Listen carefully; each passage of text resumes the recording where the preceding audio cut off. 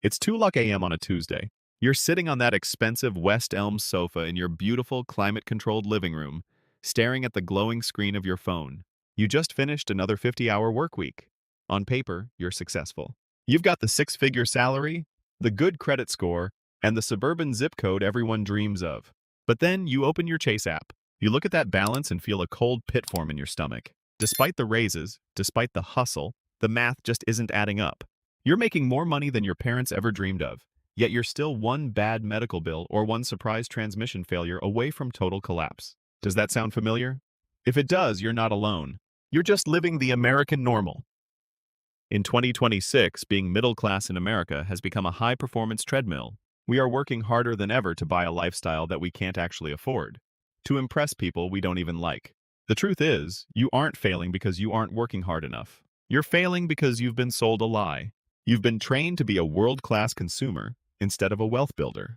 Today, we're going to pull back the curtain on the 10 specific things the middle class keeps buying that are designed to keep you strapped to that treadmill forever. We aren't talking about the occasional 7 latte.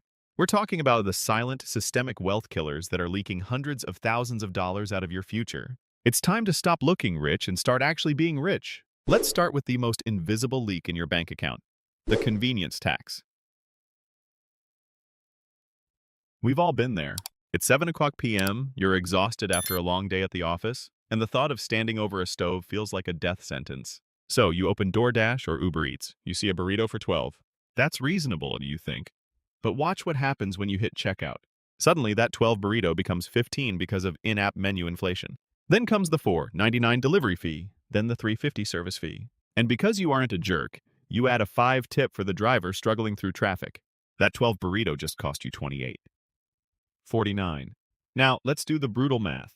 If you do this just twice a week, which is the national average for suburban professionals, you are spending over $220 a month just on fees and markups. Over a year, that's $2,600. If you took that same convenience money and tossed it into an SP 500 index fund instead, over 30 years, that's nearly $300,000 you just handed to a Silicon Valley tech giant so you wouldn't have to boil pasta. The system is designed to make you feel like your time is too valuable to cook. But is your time really worth $60 an hour? Because that's the tax you're paying for the convenience of someone bringing a bag to your door. The middle class is being bled dry by 15 increments. You aren't paying for food. You're paying for the privilege of staying on your couch while your net worth slowly evaporates. Stop letting a 12 craving steal your 300,000 future. Let's talk about the death by 1,000 cuts happening in your bank account right now. Subscription creep. In 2026, America, the economy has shifted. You don't own your life anymore, you're just renting it.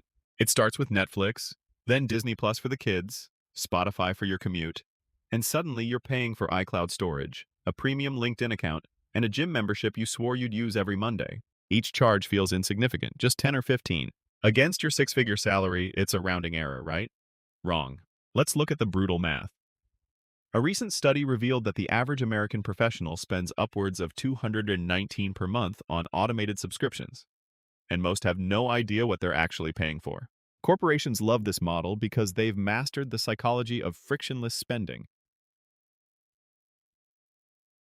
They make it a one-click process to sign up, but canceling? That requires navigating 5 layers of interface or waiting on hold with a customer service rep who's currently experiencing high call volumes. It is a calculated, systemic attack on your wallet. When you stack these ghost memberships together, you are hemorrhaging over $20,600 every single year. Compounded over a decade at a standard 7 market return, that's nearly $40,000.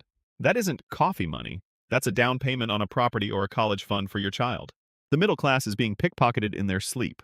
It's time to audit your bank statement, because every subscribe button you click for a service you don't use is another link in the chain keeping you tethered to a desk you hate. Let's address the sanctuary of the American middle class. Target. There's a common joke that you don't go to Target to buy what you need. You go to Target and let Target tell you what you need. But from a wealth-building perspective, this isn't a joke. It's a financial disaster. This is the lifestyle inflation trap triggered by microdoses of dopamine. You walk in for paper towels, but then you accidentally wander into the home goods or hearth and hand section. Suddenly, you're looking at a 20-throw pillow, a 15 seasonal candle, and a piece of wall art that would look perfect on your Pinterest board. Individually, these items are cheap, but their actual value to your net worth is zero. This is psychological warfare. You are shopping to fill the void and the exhaustion of a 50-hour work week. You've been conditioned to believe that making your house a little prettier will make your life a little better. But here is the brutal truth. You are decorating your cage. Each harmless Target run that results in an extra 100 of unplanned spending compounds into thousands of dollars a year. Worse, these items are designed to be trendy, meaning they'll be out of style in 6 months, sending you right back for another fix. The middle class is stuck in a loop. Work a job you don't love, feel drained, buy aesthetic junk to feel better, run out of money, have to keep working that job. Stop buying things to decorate a life you're too tired to enjoy. In the age of TikTok hauls and Instagram OOTDs, the middle class has fallen into a dangerous trap. Fast fashion. Brands like Zara, H&M, and Shein have mastered the art of making you feel behind if you aren't wearing a trend that started last Tuesday. This isn't just about clothes. It's about status signaling on a budget. The psychology is simple. You want to look like you belong to a higher social tier, so you buy cheap, disposable versions of luxury aesthetics. You're spending 50 here and 80 there thinking it's a steal. But here is the brutal math. The average American now buys 68 pieces of clothing a year, 5 times more than we did in 1980. Most of these items are worn fewer than 7 times before they lose their shape or the trend dies. You are effectively trading your long-term wealth for short-term clout. You're carrying a 3,000 credit card balance at 24 APR to fund a wardrobe that will literally end up in a landfill by next season. The signal you're sending isn't that you're successful, it's that you're a slave to the algorithm. Real wealth is built by buying quality that lasts or, better yet, not needing to prove your worth through a logo. When you stop trying to look like money, you finally start to have money. We live in the era of the incremental upgrade, a masterclass in corporate manipulation. Every September, the script is the same. A slightly faster chip, a marginally better camera, and a new titanium finish. And every year, millions of middle-class professionals line up to drop $1,200 on a phone that does exactly what the one in their pocket already does. This is the annual tech upgrade cycle, and it is a massive drain on your net worth. The marketing departments at Apple and Samsung have convinced you that having a 2-year-old phone is a sign of falling behind. But let's look at the value collapse. The moment you unbox that phone, it loses 20 of its value. By the time the next model drops, it's lost 50. You aren't buying a tool, you're buying a depreciating asset on a subscription basis. If you trade in your phone every year, you are essentially paying a tech tax of $600 to $800 annually just to stay current. If you invested that $800 into a low-cost index fund every year, instead of handing it to a trillion-dollar company, you'd have over $100,000 more in your retirement account over a 30-year career. You are literally trading your financial freedom for a slightly better lens to take photos of your dinner. Stop paying for the latest and greatest while your bank account stays stuck in the past. In the American middle class, where you shop for groceries has become a personality trait. We've been conditioned to believe that spending $200 at Whole Foods or Erewhon is an investment in our health, while shopping at Aldi or Walmart is somehow settling. This is the health halo effect, and it is costing you a fortune. Marketing departments have mastered the art of the premium markup. They take a standard product, wrap it in earthy minimalist packaging, slap on words like artisan, small batch, or non-GMO, and suddenly you're paying $9 for a dozen eggs that cost $3 down the street. While eating clean is vital, the middle class often confuses quality nutrition with luxury branding. Let's look at the brutal truth. Many organic labels are just expensive stickers on products that aren't significantly different from their conventional counterparts. When you pay the Whole Foods tax, you aren't just paying for kale. You're paying for the aesthetic of the store, the lighting, and the social signal that you're the kind of person who shops there.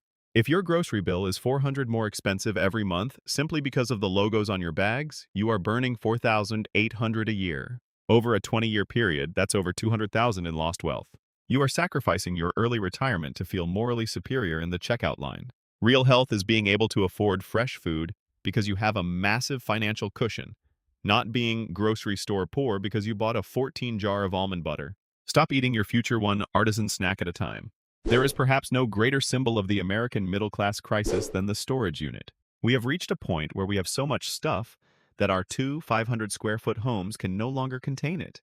Instead of selling the excess, we do something financially insane. We rent a secondary apartment for our junk. The United States has over 2 billion square feet of self-storage space. That is enough for every man, woman, and child in this country to stand under a roof of rented aluminum. But here is the brutal math. The average 10 by 10 storage unit costs around $160 per month. If you keep that unit for just 5 years, you have handed over $9,600 to keep items that you likely haven't touched, looked at, or thought about since the day you boxed them up. This is the sunk cost fallacy in its purest form. You tell yourself the items are sentimental or too valuable to throw away, but if they were truly valuable, they wouldn't be sitting in a dark, humid box on the edge of town. You are paying rent for ghosts, old furniture, outdated electronics, and clothes that will never fit again. From a wealth perspective, you are paying a $2,000 annual tax for the inability to let go. That money could be funding an IRA or paying down a mortgage. Instead, you are working extra shifts to provide a climate-controlled lifestyle for your garage sale rejects. You are sacrificing your future living space for the sake of your past clutter. If it doesn't fit in your life, it shouldn't be in your budget. Stop paying for trash to have a roof over its head while you struggle to pay for yours. In 2026, the mantra "collect memories, not things" has become a financial death trap for the American middle class. Thanks to social media, there is an immense pressure to live a curated life, leading millions to book 5-star vacations to Cancun, Amalfi, or Disney World that they haven't actually earned. This is the trap of financing memories, and it is built on a foundation of 24 APR. Let's look at the brutal math. You put a $5,000 dream vacation on your premium credit card.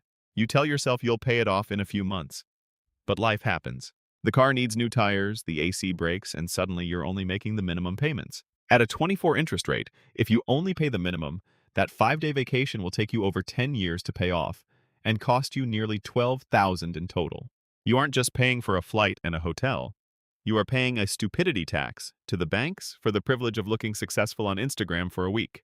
By the time the debt is cleared, the memory of that beach is a distant blur, but the financial wreckage is still very real. The middle class has been sold the lie that travel is the only thing you buy that makes you richer. Logic check. If you're paying for it with money you don't have, it is making you objectively poorer. True wealth is the peace of mind that comes from traveling on interest earned from your investments, not on debt borrowed from your future. Stop sacrificing your financial security for a temporary escape. If you have to borrow it, you can't afford it. In America, we've been conditioned to believe that a bigger house is the ultimate trophy of a successful life. But for the middle class, that trophy often becomes an anchor. We buy the 4-bedroom, 3-bathroom suburban fortress even when we only have one child. Justify it by saying we need a guest room for a mother-in-law who visits once a year, or an office we only use to pay the very bills the house creates. This is the extra bedroom tax, and it's a wealth killer. Let's look at the brutal math. That extra 500 square feet doesn't just increase your mortgage, it scales every other expense in your life. You are paying higher property taxes, higher homeowners insurance, and significantly higher utility bills to heat and cool empty air. Then there's the furnishing tax.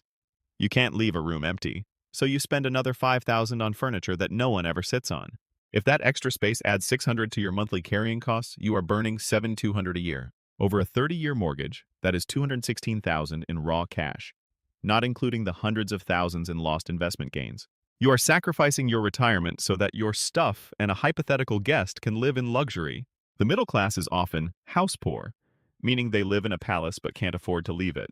Real wealth isn't about how many rooms you have, it's about how much margin you have in your life. Stop buying a museum for your ego and start buying a home that serves your future. A smaller house with a massive brokerage account beats a mansion with a hollow bank account every single time. Welcome to the final boss of American financial ruin, the $80,000 depreciating asset disguised as a necessity. In 2026, the suburban driveway has become a graveyard for wealth. You've seen them. The massive leather-trimmed Ford F-150s or luxury SUVs that have never seen a speck of dirt or a trailer hitch. To make these affordable, the American middle class has fallen for the most predatory invention in automotive history, the 84-month loan. Let's look at the brutal math. You buy a $75,000 truck. To keep the payment under $1,000, the dealership stretches the loan to 7 years. At a 7 interest rate, you aren't just paying $75,000. You're paying over $20,000 in interest alone. By year 4, that truck has lost 40 of its value. But because of the long loan term, you are underwater. You owe more than the vehicle is worth. You are effectively paying a success tax of $12,000 a year for the privilege of sitting in traffic in a vehicle that is losing value every second you breathe. If you took that $1,000 monthly payment and invested it into the SP 500 for those same 7 years, you'd have $110,000. Instead, at the end of the 7 years, you have a worn-out vehicle worth $25,000 and a decade of lost growth. The middle class uses these vehicles to signal toughness or adventure, but there is nothing tough about being a slave to a car note. You aren't driving a truck, you're driving a massive opportunity cost that is stealing your early retirement. Stop financing a lifestyle that requires you to work until you're 70 just to look successful at a red light. After looking at that list, you might be thinking, why do we do this? Are we just stupid? The answer is no. You aren't stupid, you're being targeted. We are living in the most sophisticated consumer environment in human history, designed by psychologists and data scientists whose only job is to separate you from your paycheck. This is the middle-class squeeze, and it's fueled by a psychological phenomenon called social signaling. We've been conditioned to believe that our self-worth is tied to our outward-facing consumption. We buy the 80,000 truck, the designer clothes, and the premium groceries because we are terrified of being seen as falling behind. In the 1950s, you only had to keep up with the Joneses next door. In 2026, the Joneses are on your phone 24/7. You are comparing your behind-the-scenes reality with the highlight reels of millions of people globally. But here's the systemic exposure. The system needs you to stay in this cycle. If the middle class stops overspending, the consumer-driven economy collapses. Banks need your interest payments. Corporations need your brand loyalty. The American dream has been repackaged into a series of monthly payments that keep you just comfortable enough to not quit your job, but just broke enough to never be truly free. You are trading the most valuable resource you have, time, for things that literally rot, rust, or go out of style by next season. You aren't buying a lifestyle, you're selling your life. The stress you feel at 2 a.m. isn't about a lack of income, it's about a lack of margin. Real wealth isn't about what you possess, it's about what you don't owe. It's time to stop letting the normal expectations of a broken society dictate your financial future. So, where do you go from here? You have two choices. You can click off this video, go back to your normal life, and continue paying the success tax to a system that doesn't care about your future. You can keep looking wealthy while staying one paycheck away from a disaster, or you can choose the second path, the path of the financial outlier. Breaking the cycle starts with a brutal, honest realization. You cannot build a future you love while paying for a past you don't need. The math is indifferent to your feelings. If you want to be in the top 1 of wealth, you have to stop doing what the other 99 are doing. You have to be okay with driving the old car. You have to be okay with the boring house. You have to be okay with your friends thinking you're struggling because you aren't posting your dinner on Instagram. Start today by regaining your margin. Audit your bank statements and kill the ghost subscriptions. Stop the delivery apps for 30 days. Set a 48-hour cooling off period for every purchase over 50. Take that money, the convenience tax, the interest tax, the status tax, and start buying back your freedom.